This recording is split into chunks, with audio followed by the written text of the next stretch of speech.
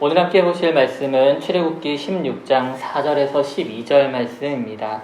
다 찾으신 줄 알고 교독하도록 하겠습니다. 제가 먼저 읽고 성도 여러분들께서 그 다음 절 봉독해 주시면 됩니다.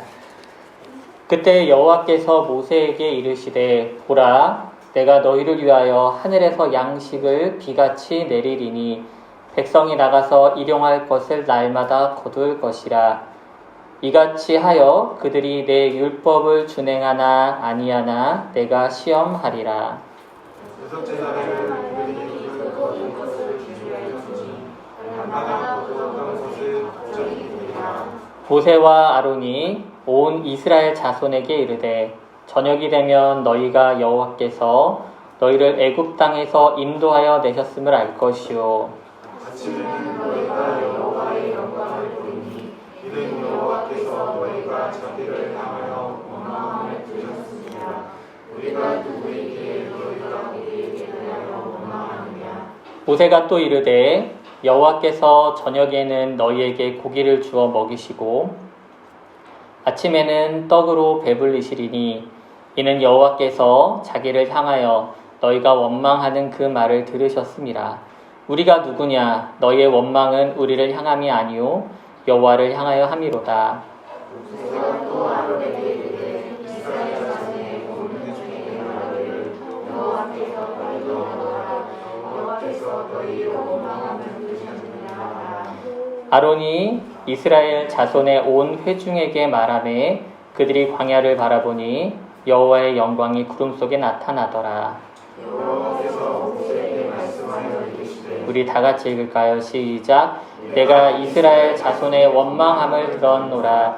그들에게 말하여 이르기를 너희가 해질 때에는 고기를 먹고 아침에는 떡으로 배부르리니 내가 여호와 너희의 하나님인 줄 알리라 하라 하시니라. 아멘.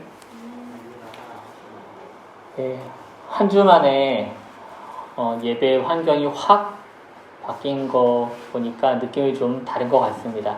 배치는 비슷한데 뭔가 다르죠.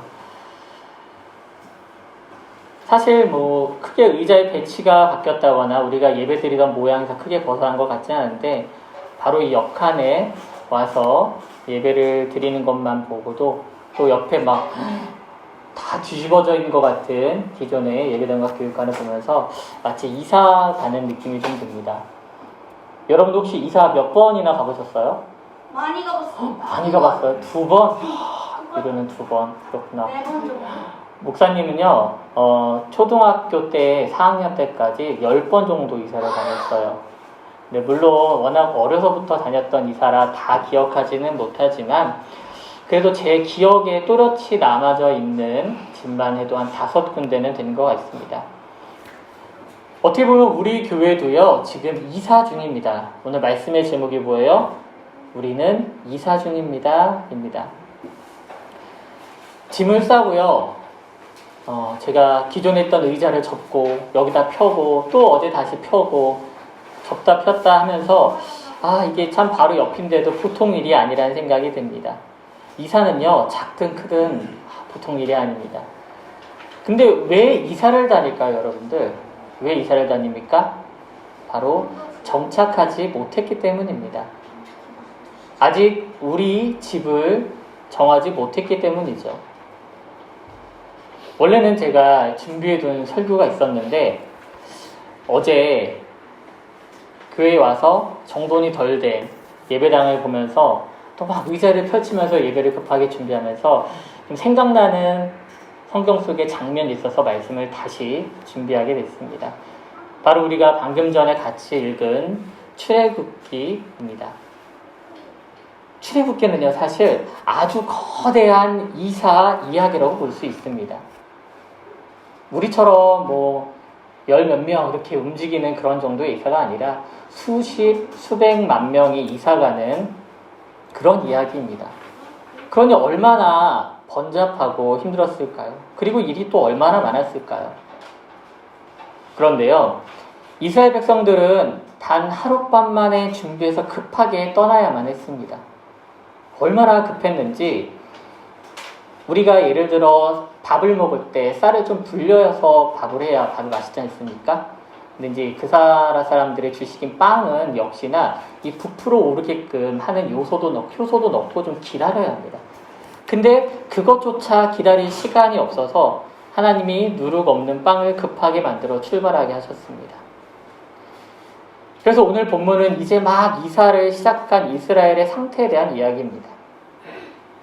저는 이 출애굽기 16장을 보면서 지금 이사 중인 우리 교회에게 주는 메시지가 있다고 믿습니다.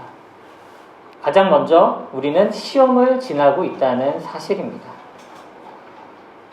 우리 인생은요, 그 자체로서 광야이자 또한 시험을 지나는 중입니다. 이스라엘 백성들은요, 분명히 하나님의 뜻에 따라서 출애굽을 했어요. 그런데 아직은 가나안까지 이르지 못한 상태입니다. 그러니까 전에 살던 집에서는 나왔는데 새로 들어갈 집에 아직 못 간 상태라는 거죠.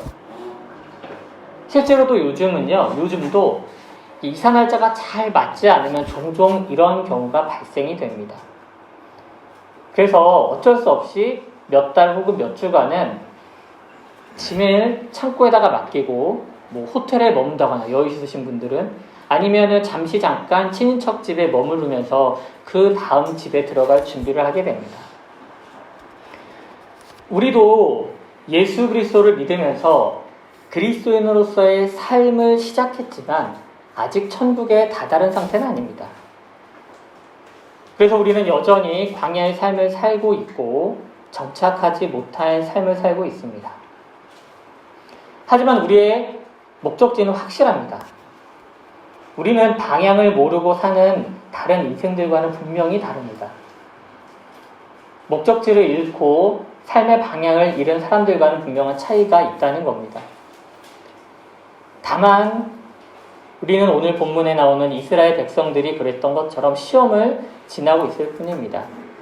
4절을 잠깐 보겠습니다. 4절을 보면은 그때 여호와께서 모세에게 이르시되 보라 내가 너희를 위하여 하늘에서 양식을 비같이 내리리니 백성이 나가서 일용할 것을 날마다 거둘 것이라.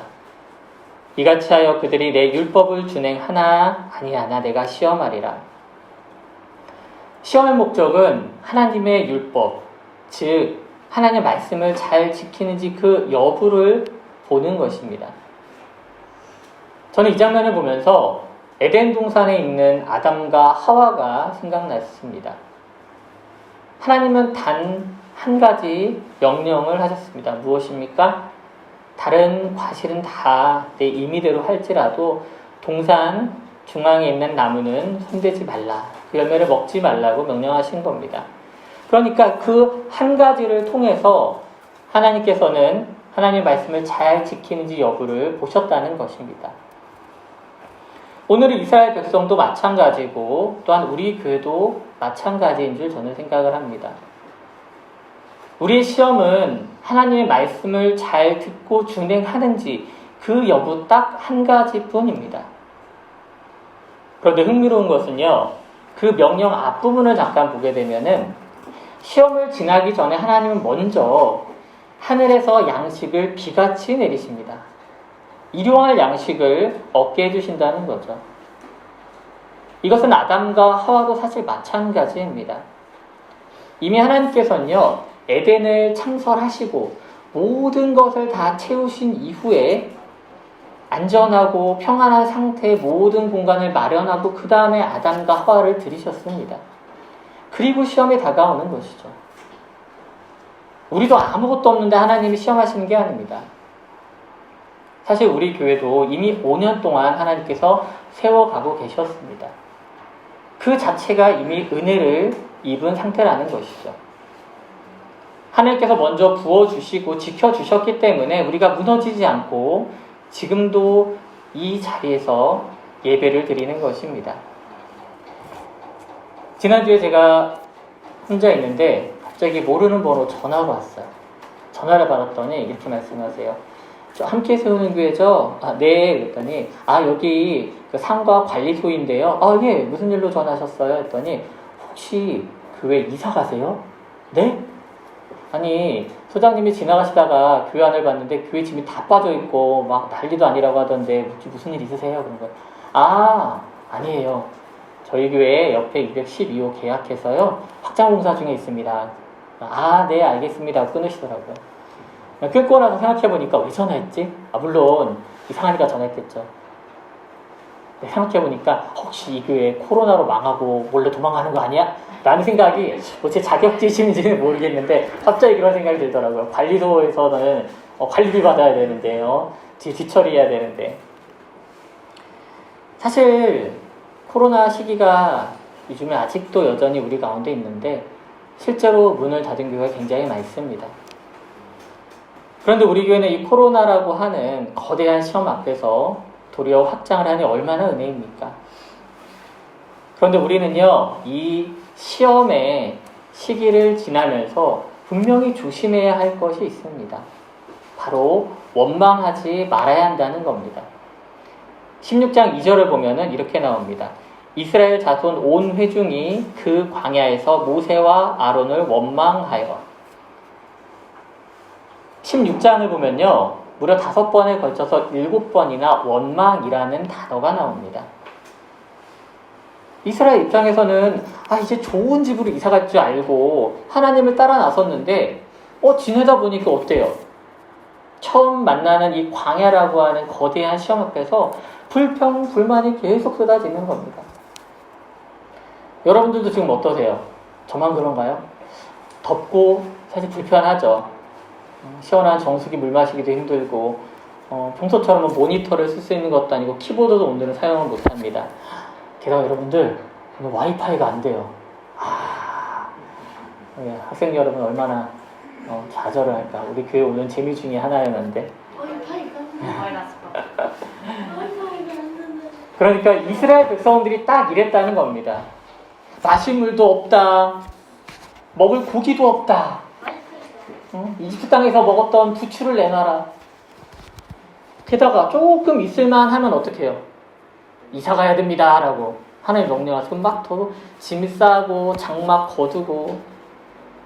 그러니까 자연스럽게 지도자인 모세와 아론을 원망하고 심지어 일부는 하나님을 원망하면서 하나님이 아닌 다른 신을 섬기자고 분열을 그 안에서 일으키기까지 했습니다.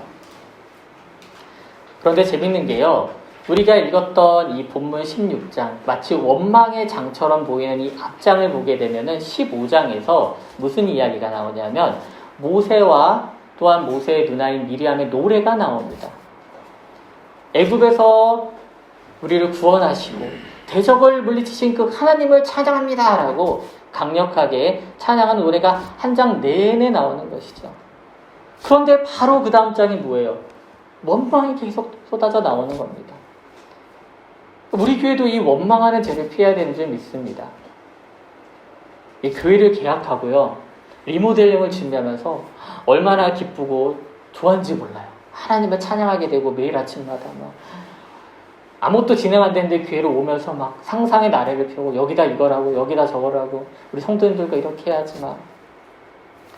그런데 딱 이 공사가 시작되니까 조금씩 제 속에서 원망과 불평이 올라오는 걸 제가 느꼈습니다. 그러니까 제가 생각했던 대로 진행이 잘 안 되는 것 같고 또 생각하지 못한 문제들이 계속 발생이 되고 신경 쓸 일은 많다 보니까 몸은 피곤한데 잠은 안 오고. 그러니까 제 모습에서 제 속에서 이 원망하는 이스라엘 백성들의 모습을 보고 정신이 바짝 들었습니다. 원망하지 말자. 기쁨을 되찾자. 우리를 구원하신 그 하나님께서 베풀어주신 기쁨, 또한 우리 교회를 확장케 하신 그 주님이 주신 그 기쁨을 다시 되찾자라는 그런 마음이 다시 들었습니다. 우리 가운데 혹시요, 크고 작은 불평과 불만, 원망이 있다면 그보다 먼저 이렇게 우리 교회를 확장하게 하시고 우리에게 뜻을 펼치시는 그 하나님을 찬양하는 그 기쁨을 회복하길 주님의 이름으로 축원합니다. 혹시 원망이 올라오면요, 우리 교회를 흔들려는 사탄의 계략이라고 생각하시고 이러할수록 우리끼리 더 기쁘게, 더 즐겁게 하나님의 일하심을 기대하면서 나아가길 원합니다. 이 원망이 아니라 바로 이 기쁨을 회복하는 것, 그것이 주님이 우리를 향한 뜻인 줄 알기를 주님의 이름으로 축원합니다. 그러면 우리가요, 바로 이 시간을 지나면서 기대해야 하는 것은 무엇일까요? 저는 오늘 말씀 가운데 그것을 발견할 수 있었습니다. 우리 6절에서 7절 말씀 한번 같이 보도록 하실까요? 오늘 본문 16장 6절에서 7절 말씀입니다. 다 타신 줄 알고 우리 한 목소리로 읽겠습니다.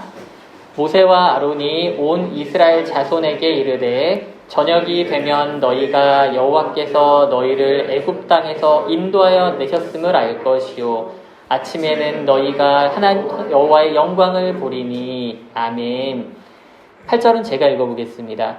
모세가 또 이르되 여호와께서 저녁에는 너희에게 고기를 주어 먹이시고 아침에는 떡으로 배불리시리니. 아침과 저녁으로 저녁과 아침으로 하나님께서 우리를 향해서 하신 일이 무엇입니까? 바로 주님의 영광을 보리라 라고 말씀하시는 겁니다. 이것이 바로 주님이 우리를 향한 뜻이며 계획인 줄 믿습니다. 사람들은 원망하기 정신 없었는데요. 하나님은 저녁과 아침으로 자신의 영광을 드러내십니다. 이것이 바로 하나님의 방법인 줄 믿습니다. 요즘 교회를 확장하면서 4년 전쯤에 처음으로 가장 왼편 저희 입장에서 그 한 칸을 얻어서 예배드렸던 때가 생각이 났습니다. 한창 공사 중이었어요. 우리 지금은 부서졌지만은 오랫동안 강단으로 쓴 그것이 형태만 있고 칠도 안 되어 있었어요. 바닥에는 먼지 구덩이고 막 시멘트 가루가 날아다니고 하나도 뭐 벽지도 안 되고 아무것도 안 되어 있었어요. 그런데 그 위에 올라가 앉아서 우리 가족 넷이서, 뭐 그때는 성도가 저희밖에 없으니까 넷이서 예배를 드렸습니다. 몇 주 동안 그랬던 것 같아요. 근데 먼지도 날리고 불편하죠. 뭐 시스템도 아무것도 없고, 그러니까 볼멘 소리가 나올 만도 하죠, 당연히. 근데 제가 그랬어요. 분명히 몇 년 후에 우리가 지금 이 순간을 기억할 거라고. 그러면 막 달리면서 예배를 드렸어요. 그러니까 제 예언이 어제 딱 실현됐어요. 주빈 주차니까 그 얘기를 하더라고요. 그때 예배드렸던 그때가 기억이 난다고. 저희 부모님은 종종 그 얘기를 하세요. 40년이 넘게 지났지만은 그 초창기 때 개척교회에서 예배드리셨던, 그때는 그러셨대요. 비닐하우스, 네, 그것도 사람이 사는 종류가 아니라 닭장 형태로 쓰던 한 켠에서 바닥 그냥 모포 같은 거 깔고 목사님 모시고 예배드렸다는 거예요. 그 얘기를 40년이 지났는데도 지금 종종 이야기를 하십니다. 제가 감히 다시 한번 예언하건대, 이제 예언자는 아니지만, 이렇게 불편하고 지저분하고 덥고 정돈이 안 된 이 상태에서 예배드린 것을요, 분명히 여러분들도 몇 년 안에는 다시 추억하면서 이야기할 줄 믿습니다. 그때 우리 생각나? 우리 그렇게 좁고 덥고 불편했던 거, 우리 교회 막 다 뒤집어지고 먼지 구덩이였던 거 기억나? 그러면서요, 분명히 그 몇 년 후에는 이 추억을 되짚으면서 교회를 세우시고 또한 인도하신 주님의 영광을 우리 가운데 볼 줄 믿습니다. 사랑하는 성도 여러분, 우리는요 다시 이곳에 장막을 펴니다. 그런데 또 언제 하나님이 말씀하시면 다 걷어서 이동해야 될지 몰라요. 이사 가야 할지 모릅니다. 그래서 우리는 사실은 여전히 이사 중입니다. 우리의 인생을 어떻게 인도하시든 하나님의 말씀에 우리가 조금 더 민감하게 원합니다. 하나님은 우리를 향한 목적과 목표, 방향성이 확실하신 분인 줄 저는 믿습니다. 주님은 우리를 약속하신 그 땅으로, 주님과 영원히 함께 거할 그 곳으로 인도하시는 분인 줄 우리 모두가 믿기를 원합니다. 지금까지 우리 교회와 우리 성도들을 인도하신 그 주님께서 그 신실함을 가지시고 우리 함께 세우는 교회와 또 우리 성도의 각자의 삶을 눈동자같이 지키시며 인도하실 줄 믿습니다. 다 같이 기도하시겠습니다.